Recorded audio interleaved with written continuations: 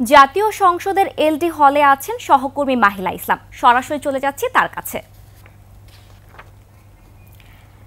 মাহিলা, আজকের সংলাপের বিষয়ে আপনার কাছে কি কি তথ্য আছে আমাদের বিস্তারিত জানাবেন।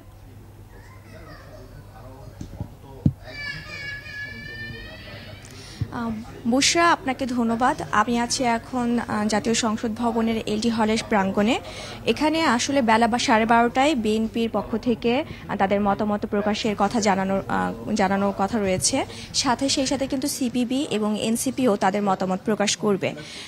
মূলত এই গত বৃহস্পতিবার থেকে দলগুলো তাদের মতামত প্রকাশ করতে শুরু করেছে। এখন পর্যন্ত কিন্তু 16টি দল তাদের মতামত প্রকাশ করেছে। আজ বাকি 3টি দল তাদের মতামত প্রকাশ করবে। মূলত গত জুলাই আগস্টের পর দুই ভাগে 11টি সংস্কার কমিশনের প্রস্তাব তৈরি করে জাতীয় অন্তর্বর্তী সরকার। সেই প্রেক্ষিতে গত ফেব্রুয়ারিতেই কিন্তু 6টি বিষয়ে আলোচনা হয়। সেই ক্ষেত্রে গত 15 ফেব্রুয়ারিতেই কিন্তু এক দফা তাদের বৈঠক হয়। আজ এই মার্চের 3 তারিখে আবার তাদেরকে প্রস্তাবের জন্য রাজনৈতিক দলগুলোতে 37টি রাজনৈতিক দলগুলোকে তাদের মতামত প্রকাশের জন্য চিঠি প্রদান করা হয়।